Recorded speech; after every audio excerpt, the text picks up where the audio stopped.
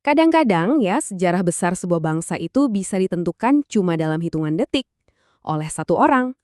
Hari ini kita akan kupas tuntas kisah di balik salah satu momen paling penting dalam peristiwa G30S, langsung dari sudut pandang orang yang menarik pelatuknya.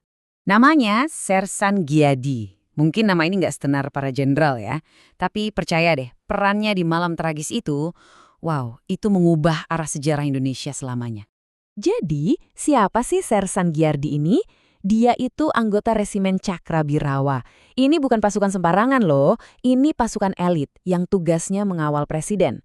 Nah, di malam yang menentukan itu, unitnya dapat tugas khusus dalam operasi yang kita semua kenal sebagai Gerakan 30 September. Oke, kita masuk ke bagian pertama cerita ini. Semuanya berawal dari satu perintah. Sebuah perintah yang konsekuensinya luar biasa besar. Jadi, menurut kesaksian Giadi sendiri di pengadilan, Mahkamah Militer Luar Biasa atau Mahmilup, perintah yang dia terima itu jelas banget. Nggak ada abu-abu sama sekali. Bunyinya begini, ambil Jenderal Ahmad Yani, hidup atau mati.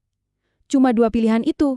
Bayangin deh beban di pundak prajurit yang dapat perintah kayak gitu di lapangan. Nah, ini dia yang menarik. Kontrasnya itu jelas banget. Kalau kita lihat dari misi resminya, menjemput Jenderal Ahmad Yani, kedengarannya kan kayak tugas biasa aja ya. Tapi coba lihat instruksinya, hidup atau mati. Ini jelas bukan penjemputan biasa. Ini adalah operasi yang taruhannya nyawa. Dan sekarang kita sampai di momen puncaknya. Konfrontasi di rumah Jenderal Ahmad Yani waktu dini hari. Disinilah perintah itu diuji sama kenyataan di lapangan. Oke, jadi pasukannya sampai, mereka langsung berhadapan sama jenderalnya. Dan permintaan pertama Jenderal Yani ke mereka itu sebenarnya wajar banget. Cuma, tunggulah saya mandi dulu. Tapi permintaan itu ditolak. Ingat, pasukannya ini kan beroperasi di bawah tekanan dan perintah yang super tegas. Nah, penolakan inilah yang jadi pemicunya. Dari sini, tensinya langsung naik drastis. Dan jadi fatal. Penolakan itu jelas bikin Jenderal Ahmad Yani marah banget. Menurut kesaksian di pengadilan, beliau sampai menampar salah satu prajurit, rekannya Giadi, sambil berteriak, "Lancang kalian!" Benar-benar reaksi yang spontan dan penuh emosi. Jadi coba kita rangkai ya, kejadiannya itu cepat banget. Pertama, jenderalnya marah, terus nampar prajurit.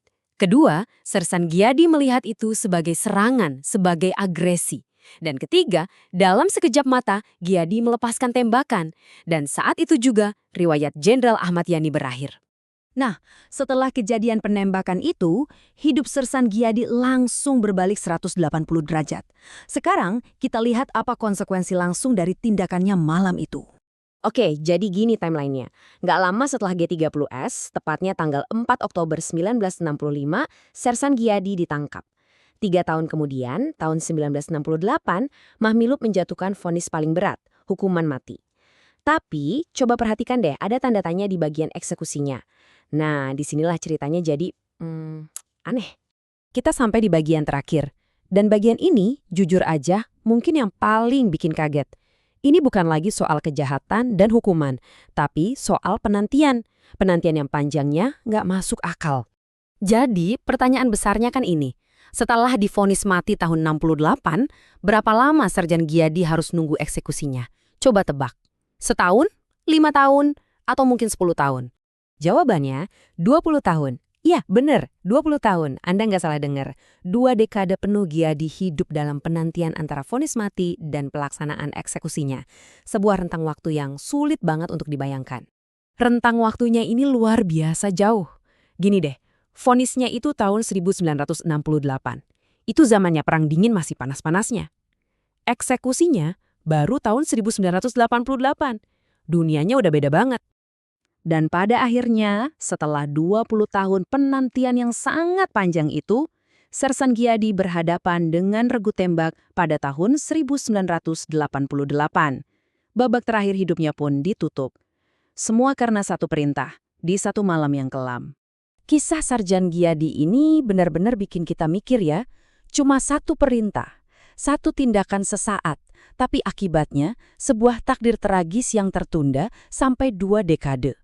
Ini meninggalkan satu pertanyaan besar yang mungkin nggak akan pernah ada jawabannya.